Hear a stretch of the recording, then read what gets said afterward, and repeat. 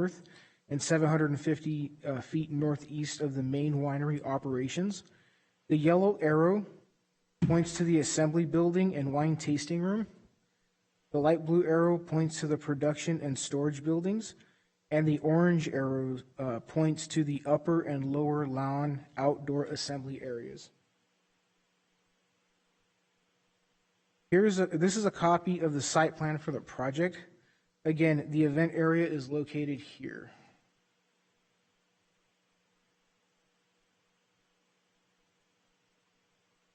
The project was originally developed under use permit application number PA 0800266 in 2008 as an off-site wine cellar.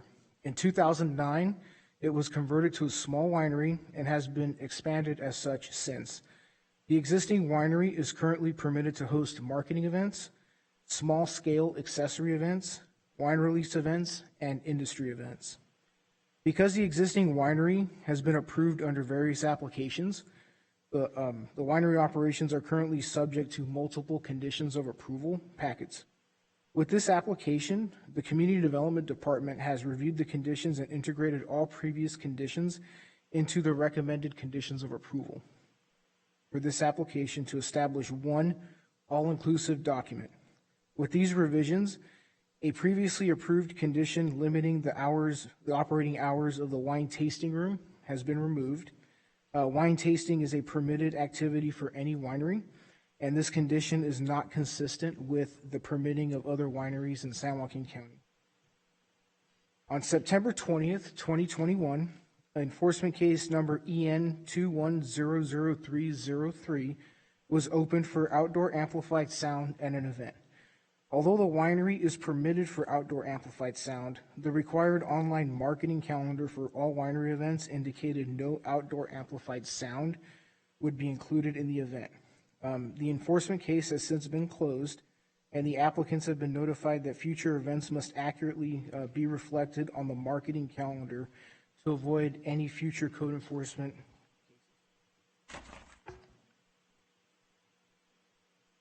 The proposed large-scale accessory winery events are in addition to existing permitted events. The facility is currently approved for 24 marketing events permitted annually, with a maximum of 370 attendees, one small-scale accessory winery event per day with a maximum of 80 attendees, and 4 two-day wine release events annually with a maximum attendance of 300 attendees at any given time. Additionally, the participation in industry events is permitted for this facility.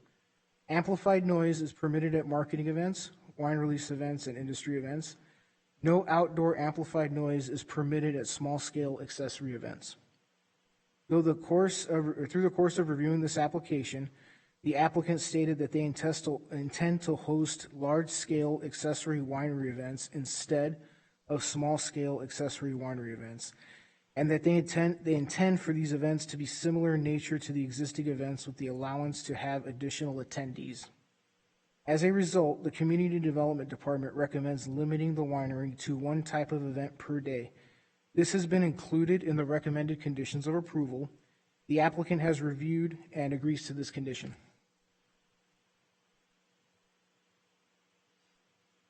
Although amplified sound is currently permitted at events, no noise study was previously completed because the events were established under the previous winery ordinance regulations. As a result, in order to add additional outdoor amplified noise at the proposed large-scale accessory winery events, a noise study was required. Saxelby Acoustics prepared the noise study, which included a simulated event in the outdoor event area with music played to emulate an event.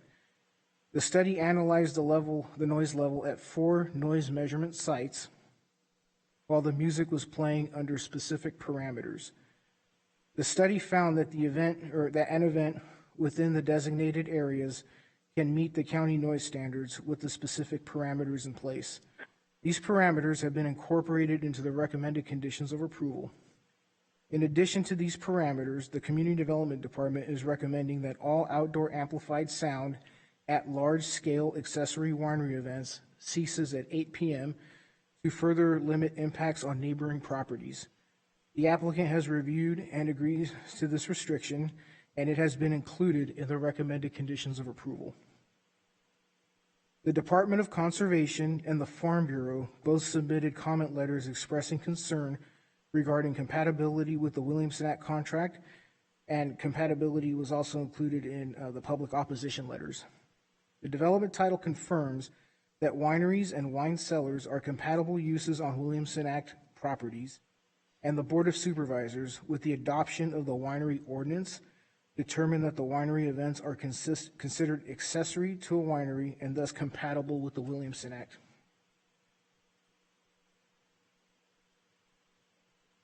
Further, the main winery parcel, which is outlined in red, which includes the tasting room, has filed a notice of non-renewal and will come out of contract in 2023.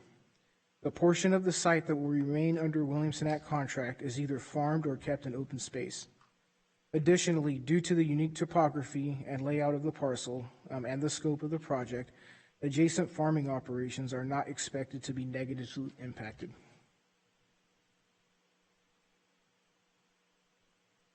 The yellow arrows denote the residences of neighbors who wrote opposition letters to the project. In addition to Williamson Act compatibilities, the opposition letters also stated concerns regarding noise, traffic, parking, water, safety, and disturbing the peace.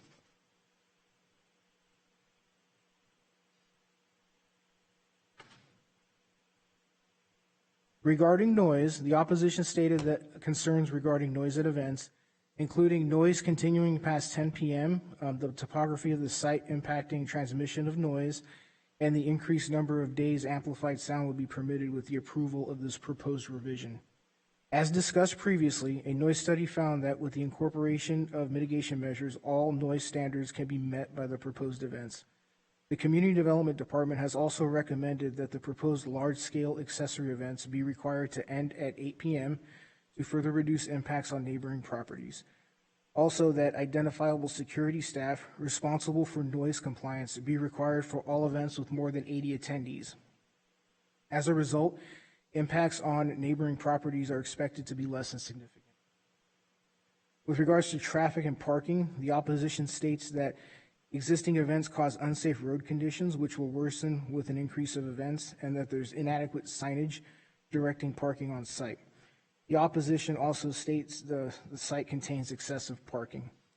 The Department of Public Works reviewed the application and stated that it would not create a significant impact on traffic. Patty Road is classified as a local road and can comfortably accommodate the increases in traffic tied to the proposed events. The recommended conditions of approval require that all driveways to be clear of obstructions and that all event parking attendants direct traffic to appropriate parking areas with clearly marked signage for guidance. The Community Development Department has also recommended that a parking attendant be required at all events with attendance exceeding 80 people. As a result, traffic and parking related impacts are anticipated to be less than significant. Additionally, regarding excessive parking, the conditions of approval require 136 permanent parking spaces in total for the winery operation and the large-scale accessory events, and overflow parking is required and can be utilized for marketing events. The parking depicted on the site plan meets the parking requirements, and the Community Development Department does not limit or cap parking. Regarding water supply concerns, the opposition states there may be a large increase in pumping from the well from the groundwater basin as a result of adding additional events to the existing winery. This application does not propose any additional wine processing or construction. The project site utilizes existing on-site services. These facilities are subject to the rules and regulations of the Environmental Health Department. No impacts on groundwater supply is anticipated. Regarding safety, multiple opposition letters indicated that some crowds attending events at the winery caused disturbances, specifically after events. Additionally, opposition has alluded to the single-family residents on site hosting loud parties independently of winery operations. It is anticipated that with the previously discussed requirements limiting noise and requiring security personnel and parking attendants included in the recommended conditions of approval, safety and disturbing the peace concerns will be reduced, and that the proposed additional large-scale accessory winery events will have a less than significant impact on surrounding properties.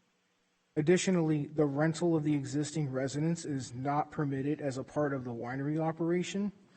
As a condition of approval, the rental of the residence located at 100 East Taddy Road shall not be listed on the winery website, in any advertisements or marketing materials for the winery, or included as any part of a package for events at the winery.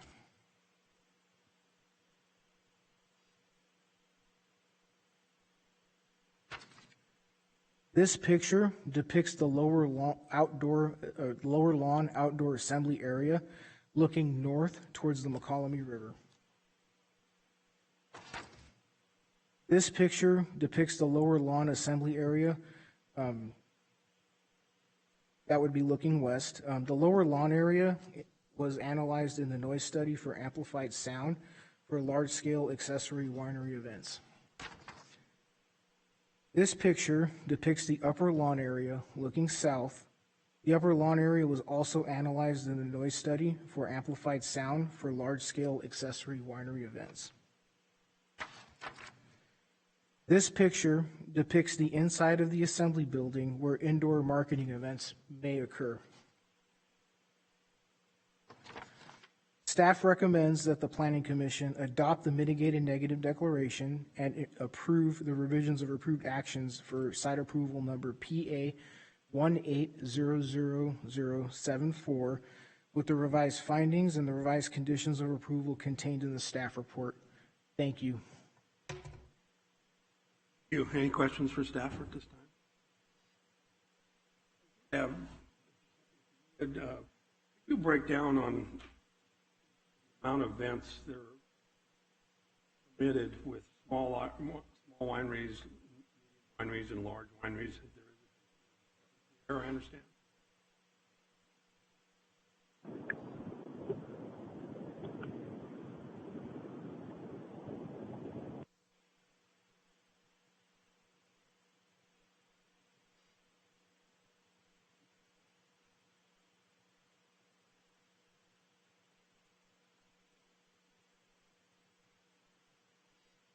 Thank you for your patience, sir.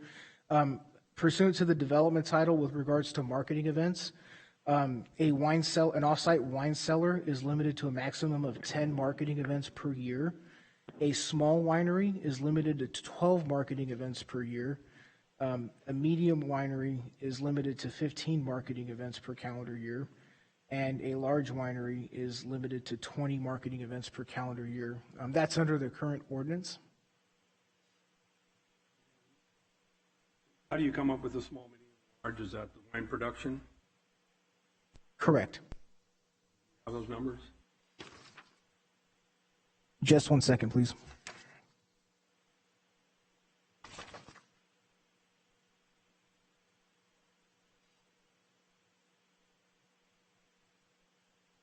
So for a large winery, the minimum production capacity is 550 tons of grapes, or approximately 100,000 gallons of wine per year.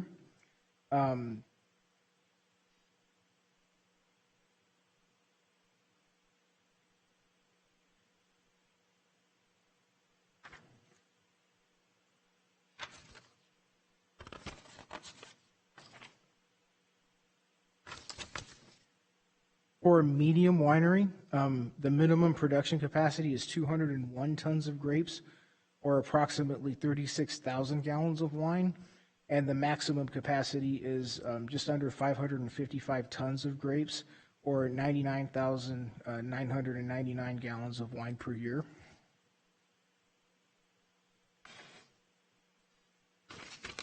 For small wineries, the minimum production capacity is more than 1.1 tons of grapes, or approximately 201 gallons of wine, and a maximum production capacity of 200 tons of grapes, or approximately 36,000 gallons of wine per year.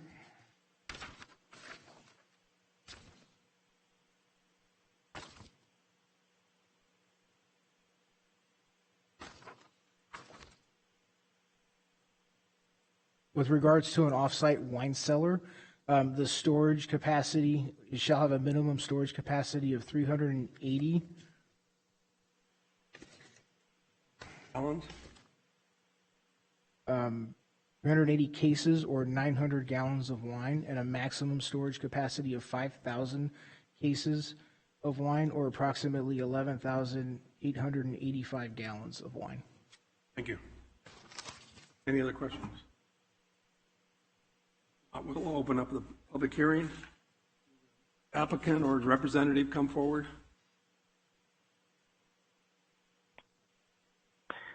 Thank you. Am I able to be heard? Yes. Can you state your name and your address, please? Just where I was headed, Commissioners. Thank you very much. This is got a little bit of feedback going on. I'm hearing myself, so try to turn it down a little bit. I apologize. My name is Rod Atterbury. I'm with the law firm of New Miller and Beardsley. I represent Viaggio, and the owner and operators are on the line as well, Larry and Terry Lawrence. Address is it's no longer 509 West Weber, 1814 Arch Lane. I apologize. We've moved, and with COVID, I haven't been around much. I first of all want to thank the Commission for continuing this from the last time.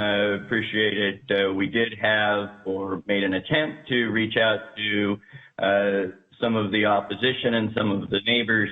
Unfortunately, I don't believe we got any call back from council or neighbors of opposition. I do want to thank staff tremendously. As you can see by the dates on this, my clients have been working on this for some time and did so without the benefit at the beginning of legal counsel. And once we understood the process and the winery ordinance and marketing calendar, my clients have carefully reviewed what you've just heard are very detailed, specific conditions for this project. And I've reviewed them carefully with them. We've reviewed them with staff. I think staff's done an excellent job of making it easy to read, making it simple, so the neighbors can follow it. And I do think that is part of the opposition issue that has occurred up, is the neighbors haven't been able to understand exactly what the events are. Although most of the neighbors and most of those in opposition have either been to an event there or held an event there on their own. So we have reviewed the conditions. My client accepts all of the conditions associated with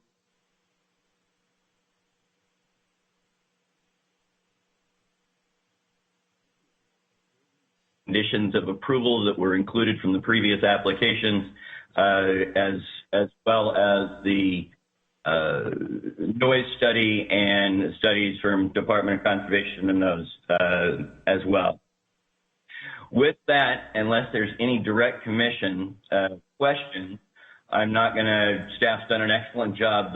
I don't need to read the staff report to you by any means. I would like the opportunity to reserve time for rebuttal should it be necessary. But unless there are any other questions, we appreciate staff's work and we request the commission approve staff's recommendation. Thank you very much. Thank you. Any questions for the applicant? I had a question, if I may.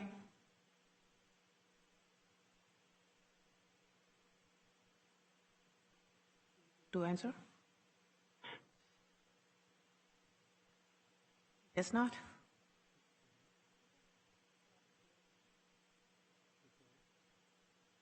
I don't hear anybody on the other side if there was a question. Well, I had a question. This is Commissioner Sangha. I had a question, if I may ask you. Can you hear me? Absolutely. Yes, I can hear you now. Thank you. Thank you. So my question is, did the owner-operator get a chance to talk to the neighbors personally, or is it just going through you, or was there open communication between them? Historically, there has been open communication. As a result of the application and the letters of opposition, my clients directly reached out to the neighbors directly without me. And I believe there is a neighbor that is or was represented by counsel. I have left messages for counsel and have not heard back at this point in time. Okay, thank you.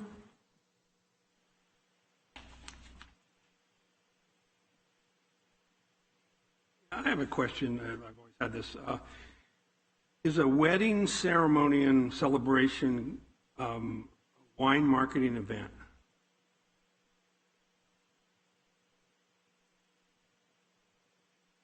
For me or staff? I'll ask staff. Okay. Yes, a marketing event is where a winery makes a facility available to a third party. It can be for rent or donation, but that is the only time that a wedding is permitted, other than when a special event is applied for, and that applies to anyone in the agricultural zone, not just wineries. The next question I have for you: what are the parameters for hard alcohol at these marketing events? The only time that hard alcohol would be permitted, and they would have to still make sure they were in compliance with their ABC license, would be during a special event. So hard alcohol is not allowed at any type of winery event. And when it comes, I'm just going to answer the question about the beer, because that's probably another question people are wondering. Marketing events are allowed to serve beer. That was a specific ordinance allowance when we updated the winery ordinance, because they found that most people who wanted to have weddings also wanted to serve beer. But all of the other types of events that are hosted by the winery are not permitted to have hard alcohol or beer.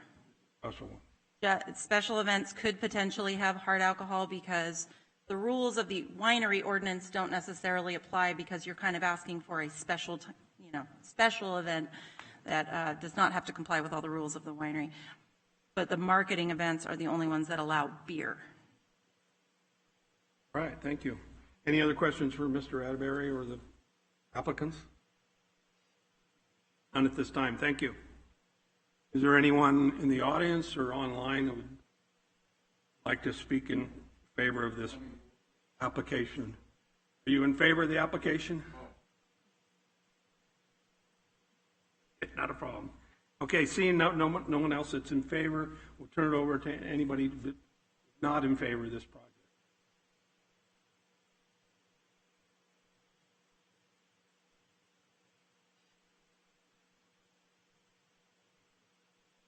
Good evening, Commissioners. My name is Steve Malcoon. I'm with the law firm of Mayall Hurley here in Stockton. Our office address is 2453 Grand Canal Boulevard, Stockton, California. Thank you for the opportunity to comment on this application. My focus tonight is going to be on the fact that, notwithstanding that this property is in a state, I guess, of non-renewal, according to the staff presentation, it is still subject to the Williamson Act provisions. And as such, under the Williamson Act and the state law that enables that legislation and the resolutions of the Board of Supervisors, only compatible uses that are compatible with the Williamson Act are allowed. Now, the Board of Supervisors did adopt an ordinance, I think it's in 9-1800, that said that a winery or a wine cellar is a compatible use. And I want you to focus on the word use, compatible use. And a business such as a winery can have multiple uses. For instance, it can have a use to make wine, obviously, which the Board of Supervisors determined was compatible. When they adopted their resolution, I was unable to find any resolution, maybe the one does exist, that specifically incorporated into the section dealing with Williamson Act compatibility uses in San Joaquin County, uses such as this applicant is currently using, plus wants to expand to. In other words, accessory wine events, industry events, marketing events, and wine release events are not included in the compatible use ordinance in connection with the Williamson Act.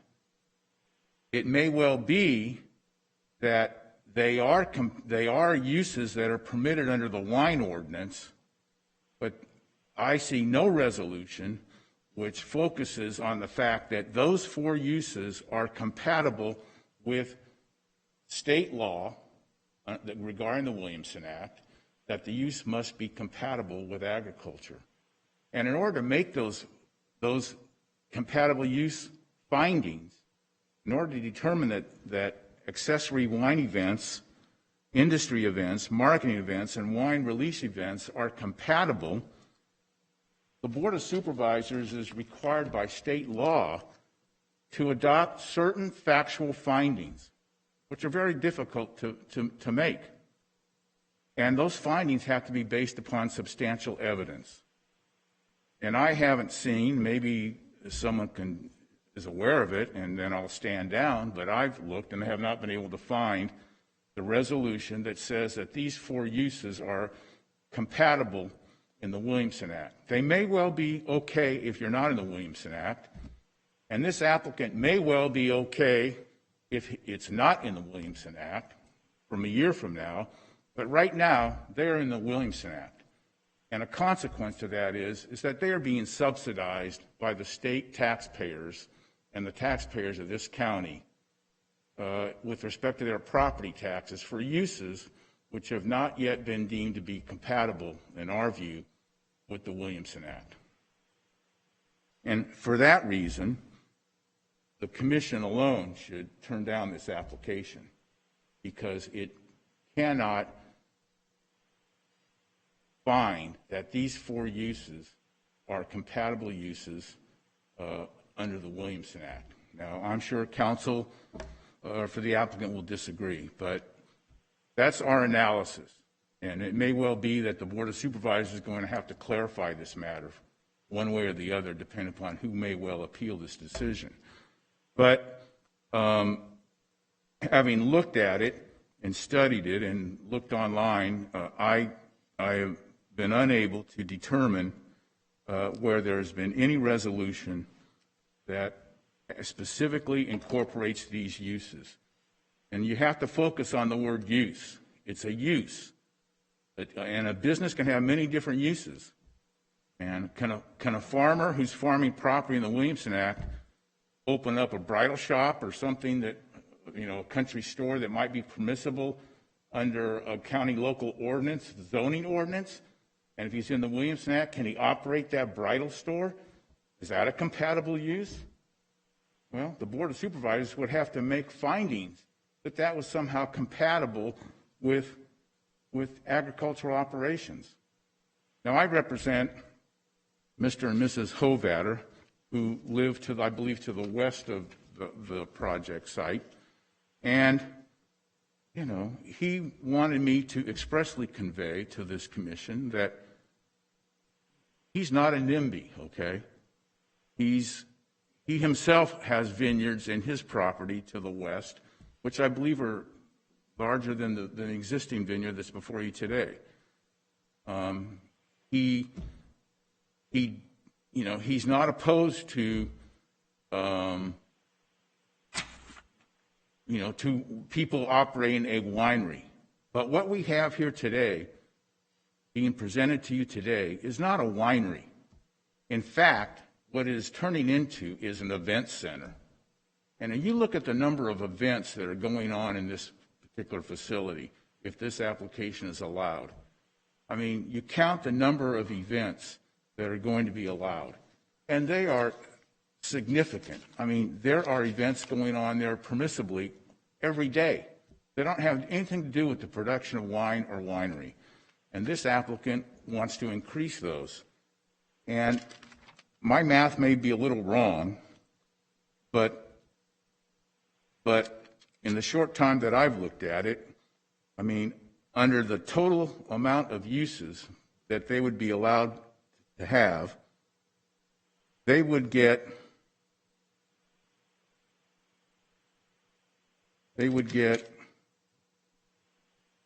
120 large-scale accessory winery events per year, with 218 attendees at each one maximum, which means 21,116 more attendees per year than they're getting right now, 26,000 plus.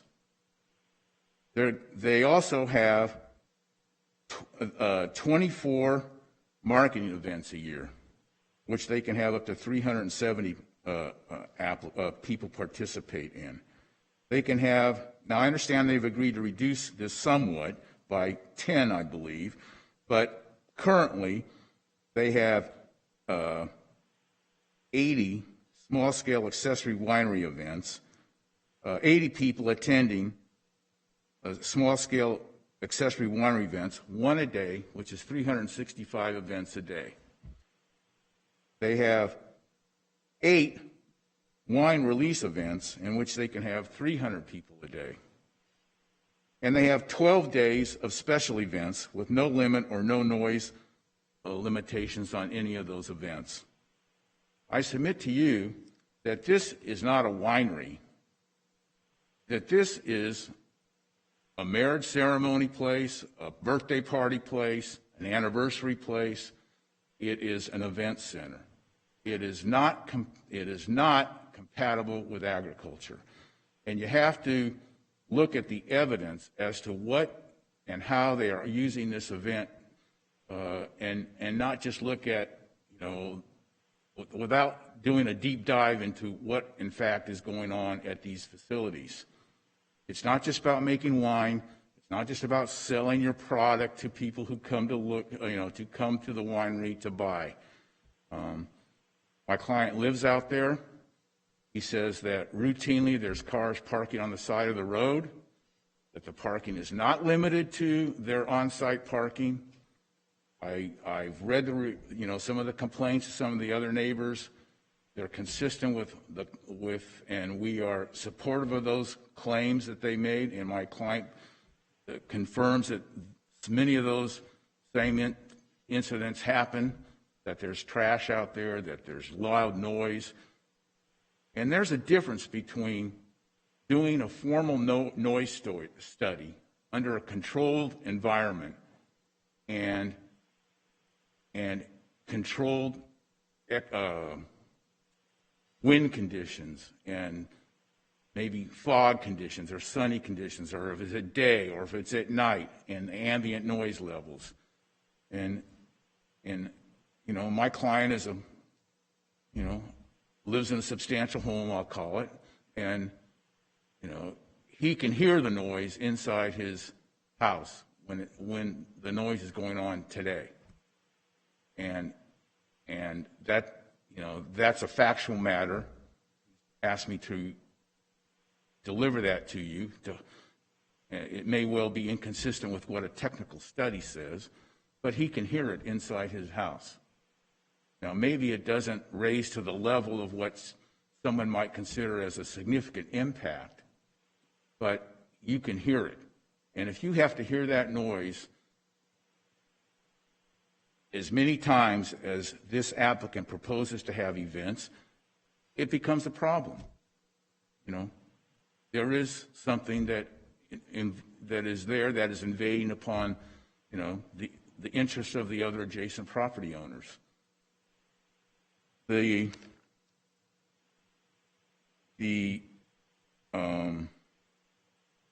I would ask the commission to focus on, the correspondence from the San Joaquin Farm Bureau Federation, which is in your packet. It talks about the compatibility issue and how this project is not compatible or meet those compatibility standards.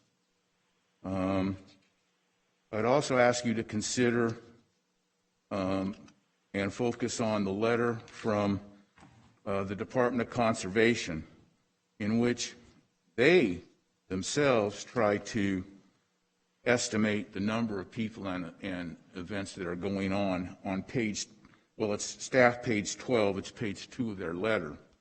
And in that letter, they say, under the currently permitted situation, the events that are permitted can bring over 39,000 people per year to the project site. And they have a footnote, and that says that this total was derived from the number of existing approved events and the maximum number of attendees provided in the county's application referral or consultation documentation. It goes on to say that amending this application, if you were to approve it, would add 120 large-scale events with 300 attendees, potentially bringing another, they claim, 26,000 people per year to the project site. This increase would bring the total number of attendees to 75,200 per year. So let's say it's 80% of that. I mean, that's pretty consistent with what I've said. And, you know, that's a lot of people going just to one winery. And I don't see how that use of that property and facility could be compatible with agriculture. Aside from any of the environmental issues, okay? That's aside from any environmental issues. You know, I know the county Public Works has said there's no traffic issues. It might not violate, you know, county standards by which they measure traffic impacts, but people are parking on the side of the road out there, sometimes on both sides of the road, and if that's the case now, then what's going to happen when they expand this use if it's permitted? And with that, I would just ask that you deny the application, mainly because it's in the Williamson Act, but because of all the other environmental issues raised by myself and set forth in the letters from the neighbors that you have in your packet. If there's any questions, I'd be happy to respond. Anyone have a question for Mr. Malkoon? Mr. Grunsky, you still with us? Okay, thank you, commissioners. Yes, sir. Thank you. Mr. Chair, members of the commission, my name is John Moffett. I live at 150 East Taddy Road. I am the neighbor directly to the east of Viaggio, and I'm here tonight in opposition to this permit and ask that you reject it and deny it. To answer your question first, Commissioner, I have not been contacted by the owners, and I know they have my number because you should see some of the text that I got after they got my opposition letter. I am not here because I'm anti-agriculture. I'm not here because I'm anti-winery. I want wineries to flourish. I want them to do well. I actually came to this meeting from a Future Farmers of America Adult Advisory Board meeting that I sit on, where we plan all the funding and activity for 100,000 Future Farmers of America students throughout the state. I'm not anti-agriculture. I started my career in Sacramento and in this area working at the California Farm Bureau and for the Department of Food and Agriculture. I'm here because I'm against living next to an event center. And that's what this proposal is. Mr. Chair, you started in the right place. This body and the county recently expanded the number of events that wineries can do here in the county, yet tonight you have one winery coming in and asking you to drastically expand that even further. An additional 120 events a year. To me, that's an event center. I love living next to a winery. I did not build a house and buy property next to an event center. And that's what this would become. You know, I'm here because I'm opposed to living next to an event center. I'm opposed to businesses that flaunt the rules that they're supposed to be living by. And really, I think that's kind of the case that we have going on here, the classic definition of a bad actor. All of these different events, you know, I think you saw from the comments that were made earlier and the letters that the commission has received, you know, that was not a coordinated effort. That was each neighbor individually from the entirety of surrounding Viaggio, telling this commission the horrible experience they have had with the noise coming out of Viaggio. And again, I don't object when it's a permitted event and they get to have noise. I get it. I am not opposed to that. And I'll stipulate to the comment made by the proponents' counsel that I don't know the difference between an accessory wine event and a large-scale wine event or a wedding or what the permit is or what it is. But I can tell you when the gates fly open over at Viaggio, it doesn't really matter. They're not cutting it off at 80.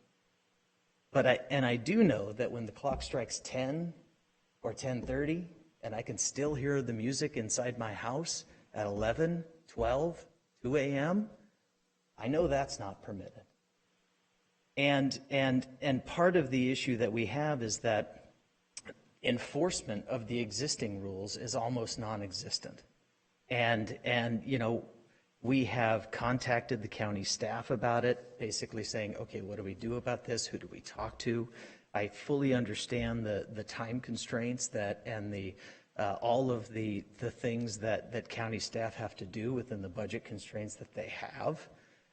But they basically said, look, this occurs on Friday night. It occurs on the weekend. We don't work then. Call the sheriff. So we call the sheriff. The sheriff comes out. I don't believe the sheriff should have to respond to things like this, but unfortunately they do because I don't know how else to get the music off at midnight. And you know we know in messages sent from the owners to others who live down Taddy Road that they asked that person to let me and my wife know that the sheriff's department was making fun of us because we're tag teaming them, calling them to try and get Viaggio to turn the music off. If that's true, that's concerning.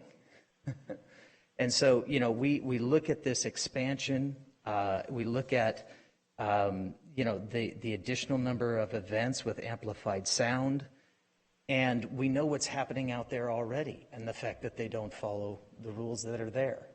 If you set the bar here, they're already here. If you move the bar to here, our fear is that they're going to go to here. And what does that look like for the community, for the neighbors? Another example, you know, one of the slides that you were shown earlier is sort of the site map of this property. Right up here, it says one-way entrance. Here it says one-way exit, and that's done for safety, right? That's done, this is what the owners of the property are telling the county, this is how we're moving traffic through our property for safety reasons and to meet county requirements. In the 8 years we've owned this property and the 4 years we've lived out there, no one goes through the entrance. In fact, here's a picture of it right here. Those gates are always locked.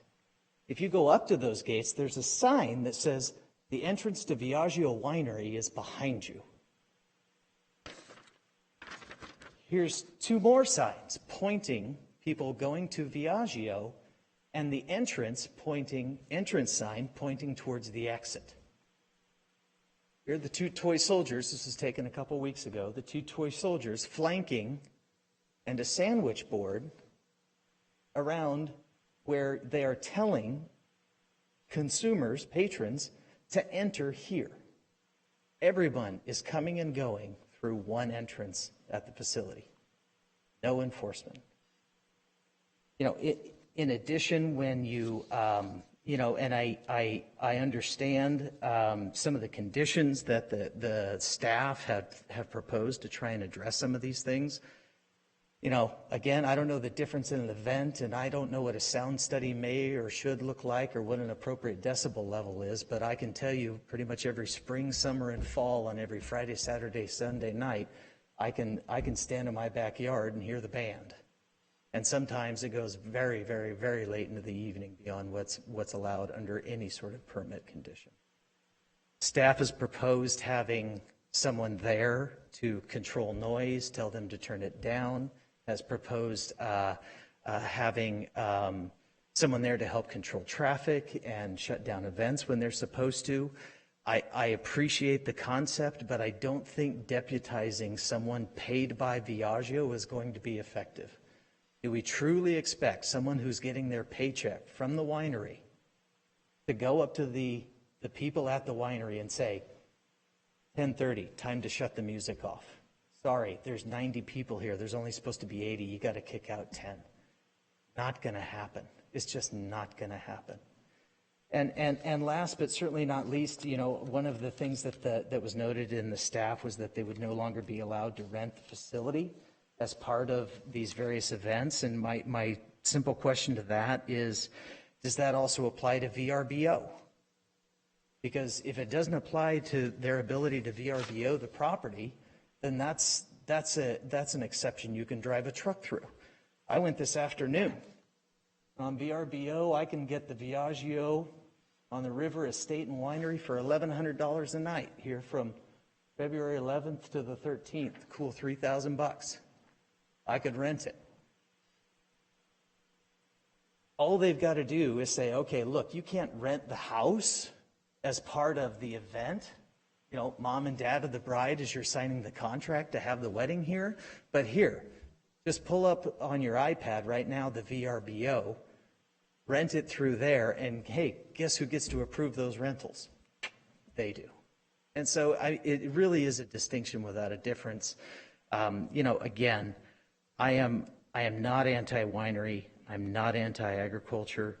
But, you know, I am very concerned about the drastic expansion that's being proposed here when we're seeing the current rules that apply to every other winery who appear to be doing it right, who appear to be good neighbors to those who live around them. They follow the rules, and unfortunately, those who don't, there's no enforcement of the existing rules. And I'm concerned about what happens when you expand those rules even farther. Again, I am opposed, and I ask for you to deny this proposal tonight, and I'm happy to answer any questions. Questions? Thank you. If anyone else would like to speak in opposition? If not, I'll bring it back to Mr. Atterbury for a rebuttal if he would like.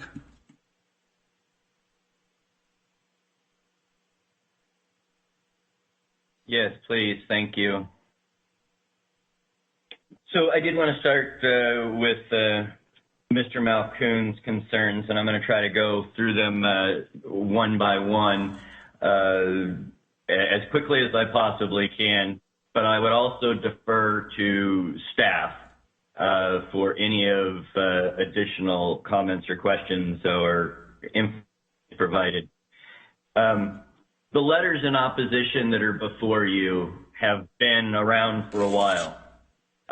Staff has worked really hard to make sure that the conditions that are placed on other wineries, conditions that are placed on other events, are the conditions that apply to Viaggio. And I'm not going to make an argument and cry over or make an argument about spilt milk. Viaggio and the owners and operators clearly understand their obligations, clearly understand that the neighbors are concerned, and they have no intention, as I said, most of their neighbors have either held events there or been there at an event, and they have no intention of disrupting that neighborly relationship. I do want to address Council McCoon's comments regarding the Williamson Act.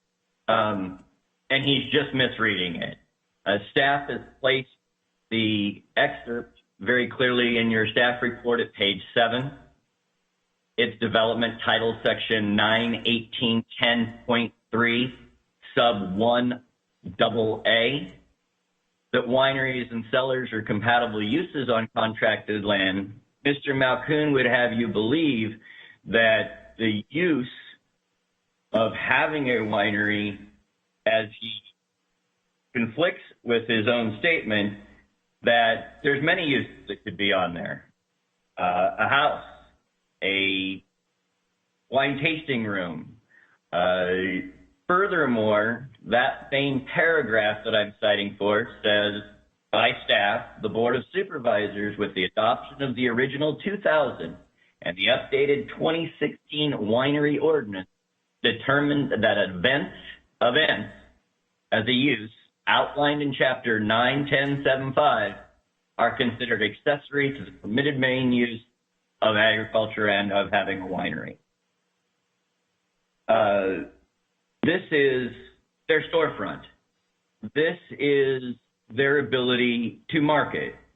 Ironically enough, it's been a long time since I've been before the commission, but I was married at Harmony Winelands. And at the time, my wife says it was illegal at the time because there wasn't a winery ordinance out there. But I helped draft the first winery ordinance. And I can remember, and it's changed a lot since the 1 or 2 pages that I think I've drafted, to make sure that all of these concerns by individuals that live out in that area are protected. And that's what the language does now.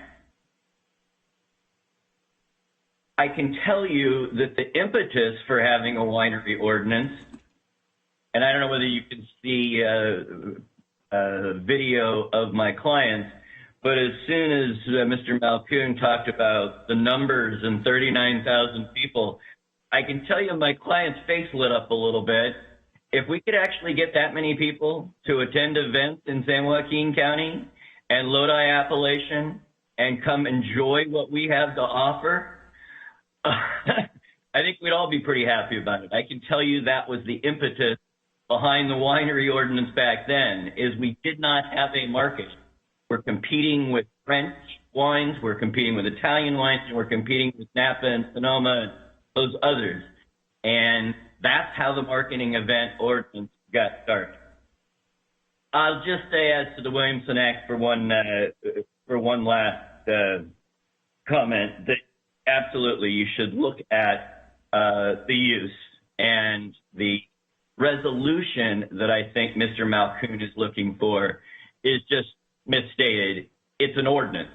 It's actually the winery ordinance. So it sets a bit above and higher than any kind of resolution the Board of Supervisors might have adopted. They adopted this by ordinance. And then the last comment I'll make as to the Williamson Act.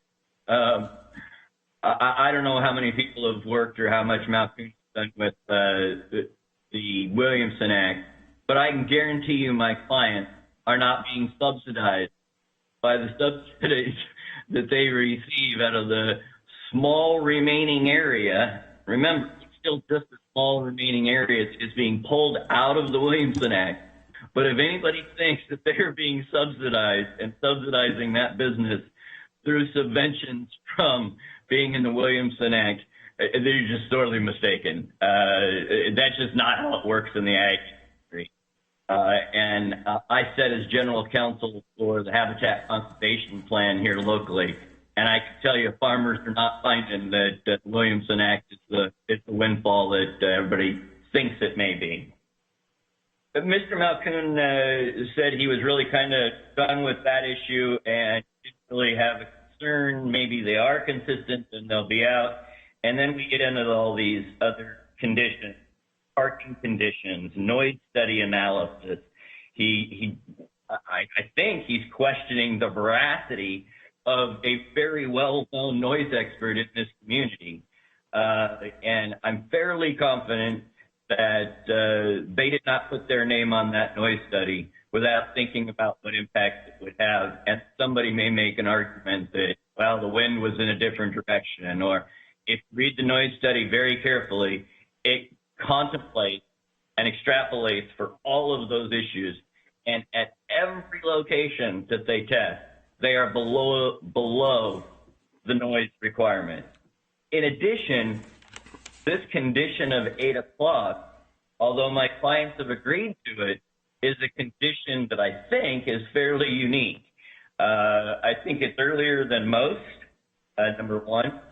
And number two, they do everything in their power to try to not disturb. The one time that we know that the sheriff was called, the event was over when the sheriff got there, and well before the midnight time that has been alluded to. As you see in both the Farm Bureau and the Department of Conservation's letter, and it is a second letter from the Department of Conservation, they find that the conditions that staff has placed on might have satisfied their concerns and their issues. In addition, they would also be making an application to be out of the Williamson Act in its entirety. And that occurs, we're not exactly sure the quite date yet. I've talked to Giuseppe and some of us think it's January 1, some of us think it's a year from the date of the time of the notice, or years from the date of the time of the non-renewal. But nevertheless, it will be out, and we're talking about a small section. The remainder is already out. As to Mr. Moffat's comments, I appreciate his comments. I do. I do have to say, though, I do take it a little disingenuous as Mr. Moffat moved out there. Diageo had been open and had been open. Diageo has been a staple of this community. I've only been here for years, but Diageo itself is a staple of this community. And so Mr. Moffat would have known what type of activity was out there.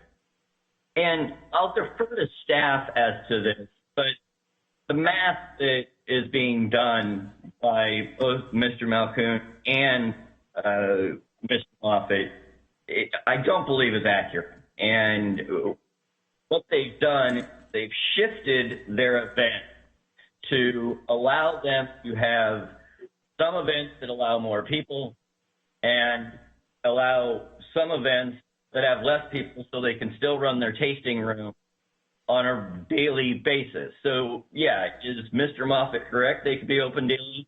Yeah, so's my local grocery store. So's my local produce stand.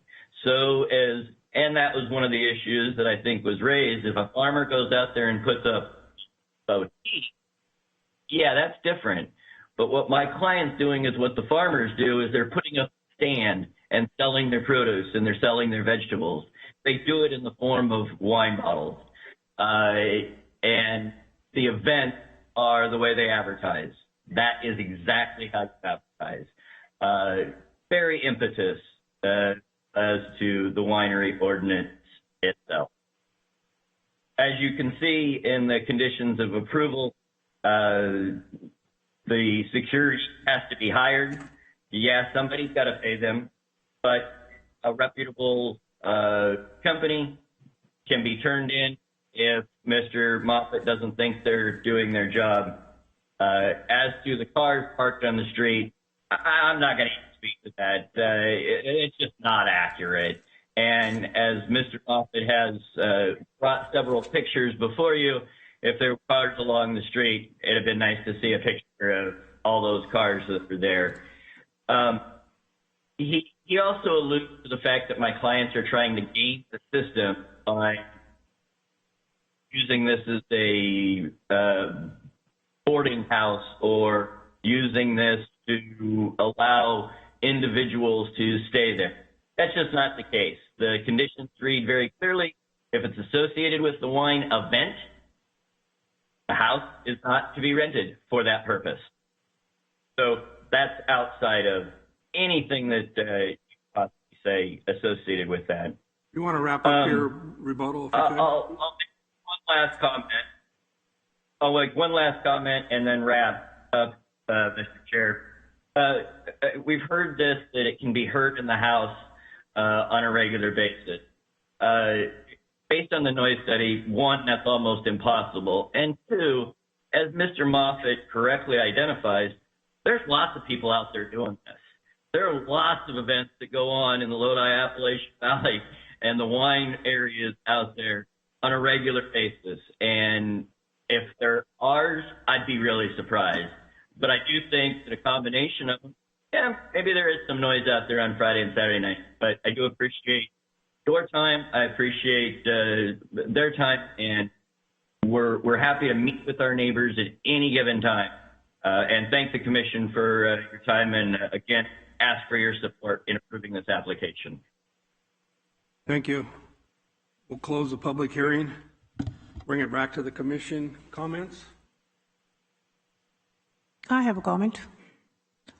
I know the person who was talking may or may not be listening to this, but he made some comparisons, and he's also saying that somebody who says that they're listening to the noise in their house is almost impossible.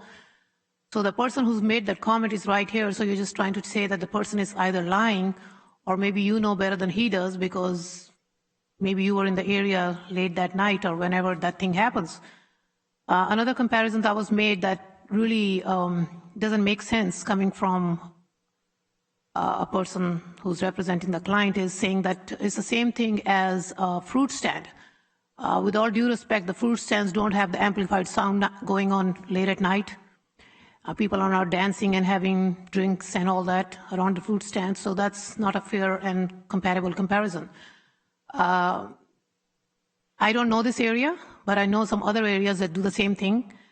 And again, the sheriff is usually called because the staff is not at the county offices after 5 or 6 p.m. on Friday evenings, Saturday or Sunday.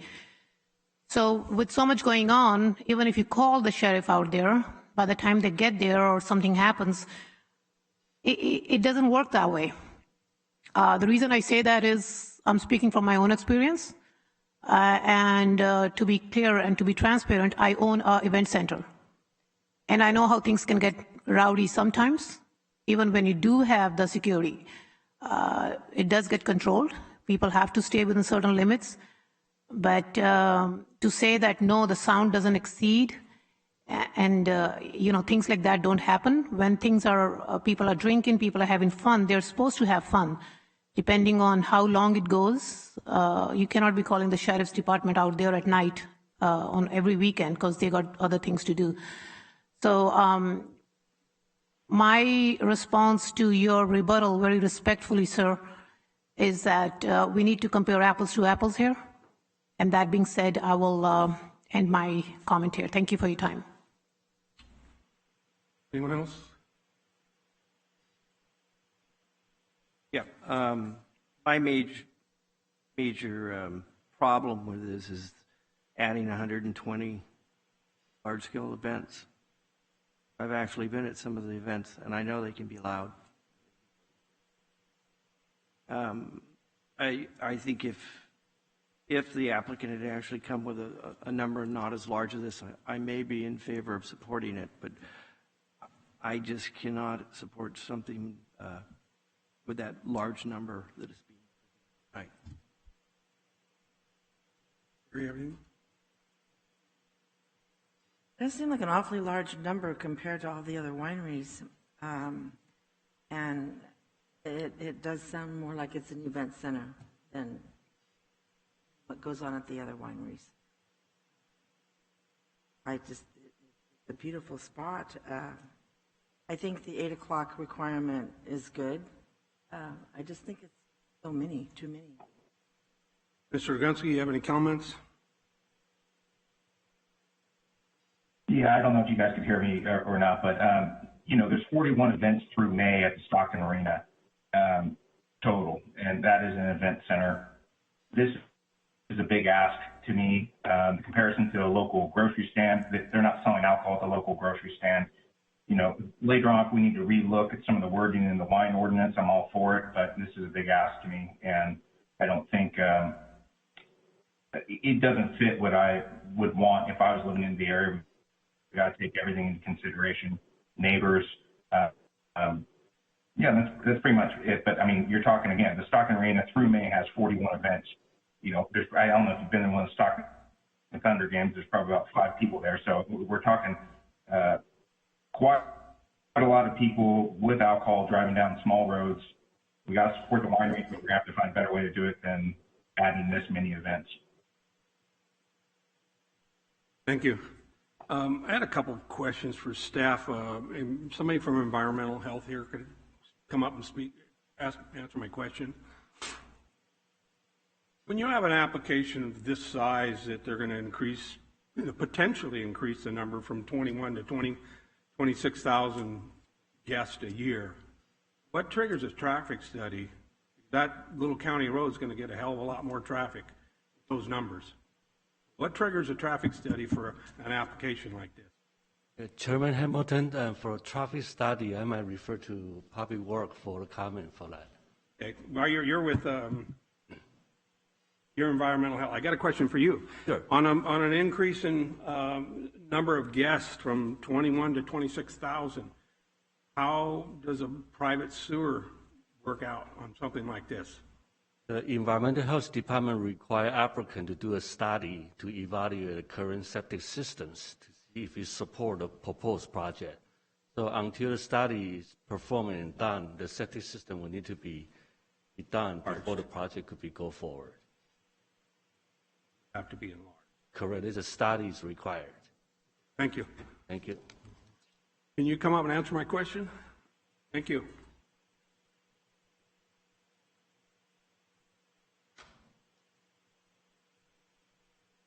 So an increase in an application like this of this many attendees and guests, potential, I mean, not be as many, but it may be 21, 26,000 on country road.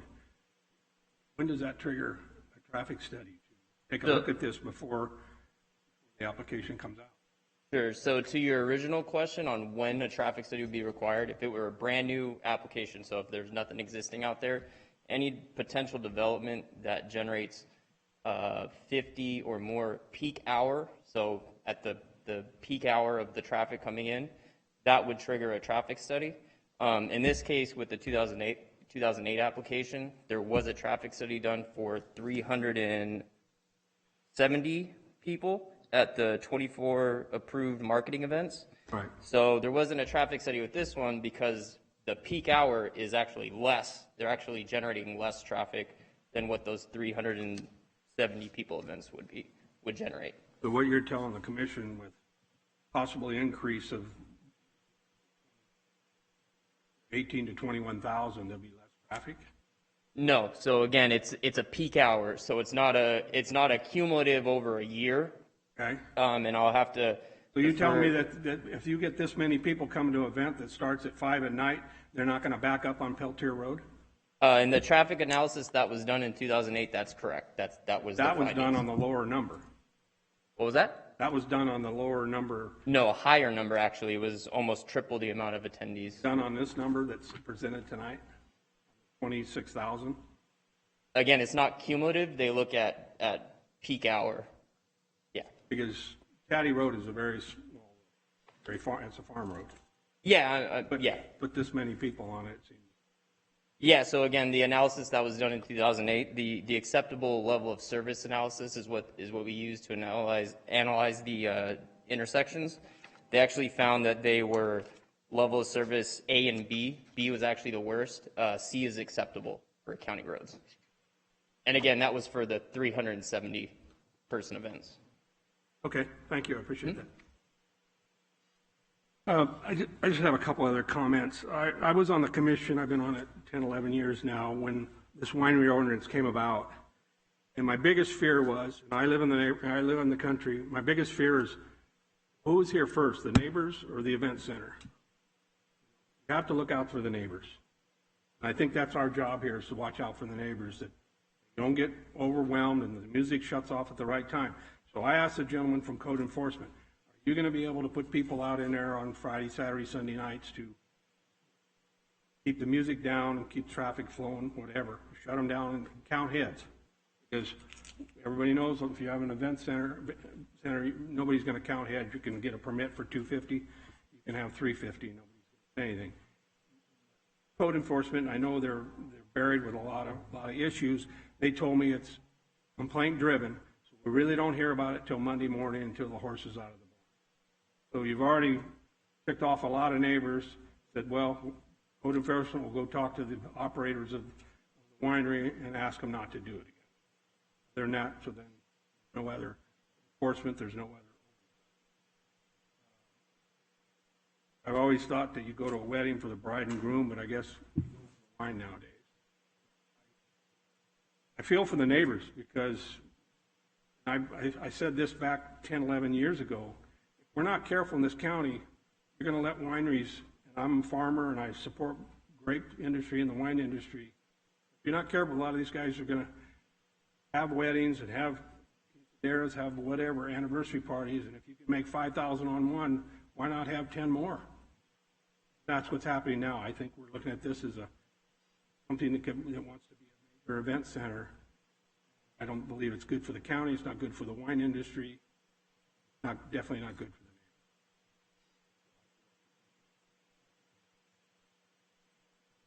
neighborhood. Any other comments? No, thank you. Do we have a motion?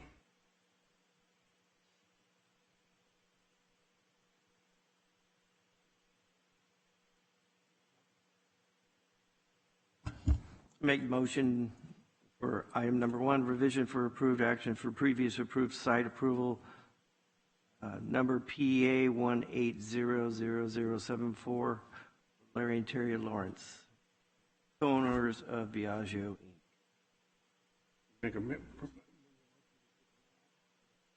Have a second? It's for denial. Denial? Second on the motion for denial.